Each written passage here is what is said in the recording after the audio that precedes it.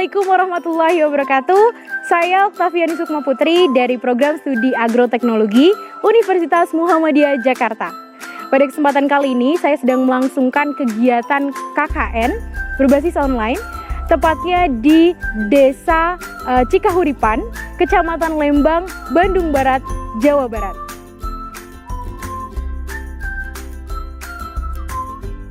Nah, salah satunya yaitu program pendampingan IKM atau industri kecil menengah. Di desa ini terdapat industri kecil menengah di bidang pertanian yang berkembang di bidang pertanian atau agribisnis dengan nama Aji Saka Vegetable yang diketuai atau dimiliki oleh Bapak Aji.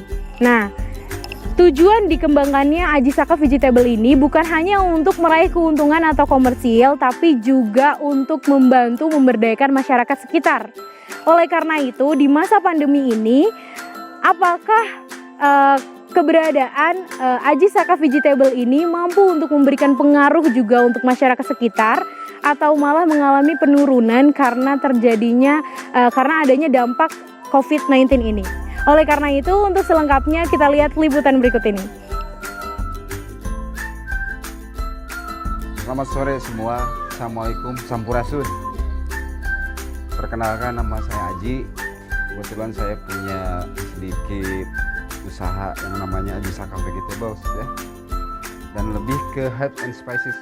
Jadi lebih ke rempah-rempah. Nah, mungkin untuk lebih detailnya, produk apa yang bukan diproduksi, yang disediain di sini, boleh dilihat nanti satu-satu antara ini. Salah satunya ginger atau jahe gajah ini namanya. Terus kencur juga,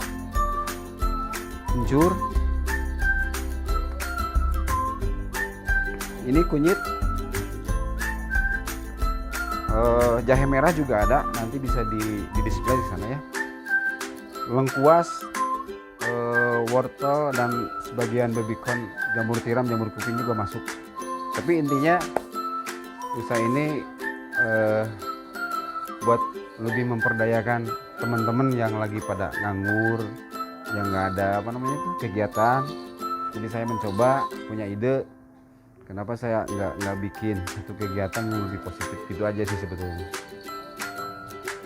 Untuk lokasi Aji Saka Vegetable ini, kita ada di Manoko, Cikahuripan, Lembang, daerah wisata Lembang, sini dekat ya, Kabupaten Bandung Barat tepatnya.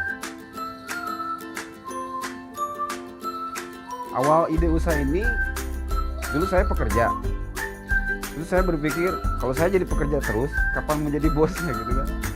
Nah, akhirnya saya langsung punya ide, memberanikan diri dengan modal semangat doang, modal pertemanan. Akhirnya ngobrol-ngobrol, saya ini harus jadi bos, meskipun perusahaan kecil nggak apa-apa, daripada pekerja terus gitu kan. Akhirnya nanti bisa bermanfaat buat semua, gitu intinya sih. Ini usaha ini saya rintis kalau nggak salah 2010, cuman nggak banyak produk ini, cuman 2 item kalau nggak salah dulu. Awalnya saya di jamur kuping ini nih, di jamur kuping ini sama jamur tiram plus timun. Dulu awal itu karena ada teman yang minta, awalnya ya, teman minta, kamu bisa nggak bantuin saya nyariin barang ini gitu kan. Akhirnya saya mengiyakan, walaupun saya blank, nggak tahu karena basic saya sebetulnya nggak ada basic buat di sayuran. Basicnya hanya biasa anak muda dulu, hura-hura, pengennya gimana gitu ya. Akhirnya saya berpikir, kenapa enggak nih, kesempatan saya bisa menuhin kebutuhan itu. Dan akhirnya saya coba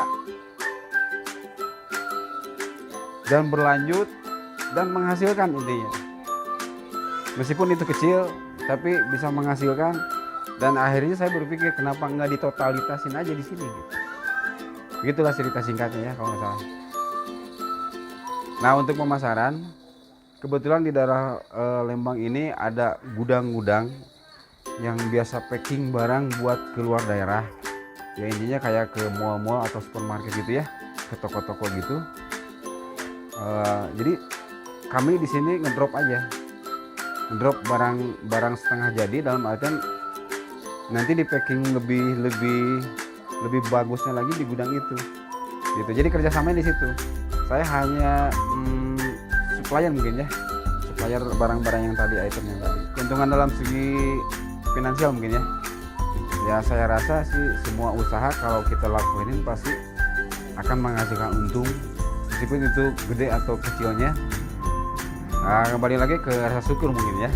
Nah, saya selama ini bersyukur dengan usaha kecil ini bisa menghidupi diri, keluarga, dan bisa membantu teman-teman juga gitu. Untuk pendapatan per bulan secara nominal kita omsetnya sekarang hampir 200 jutaan per bulan. Nah, di situ kalau dikalikan 20% aja udah hampir 40 juta sih per bulannya. Ya. Jadi antara 200 sampai 250 juta ini sebulan. Jadi per minggunya tuh kita bisa nyampe 100 juga sih, 100 lebih omsetnya. Nah, untuk pandemi saya rasa justru nggak berpengaruh. Maksudnya untuk rempah ini justru malah naik. Lebih percepatannya lebih bagus karena permintaan barang lebih banyak untuk jahe, kunyit, lengkuas gitu. Karena mungkin buat antibody juga kali ya, saya nggak tahu sih. Tapi kayaknya ada sinkronisasi. Kebetulan mungkinnya dari sisi saya main di rempah. Bukan saya setuju dengan pandemi, enggak. Bukan nggak setuju. Saya berharap semoga cepat berlalu aja ini pandemi kan. Tapi setelah saya dalamin, nggak ada ngaruhnya juga. Justru malah omset naik gitu, waktu itu. Bisa mencapai 300-an per bulannya. Nah, sekarang mulai agak turun lagi karena mungkin agak sedikit normal, tapi no problem, nggak ada masalah. Awalnya juga kita nggak punya usaha kan, gitu aja.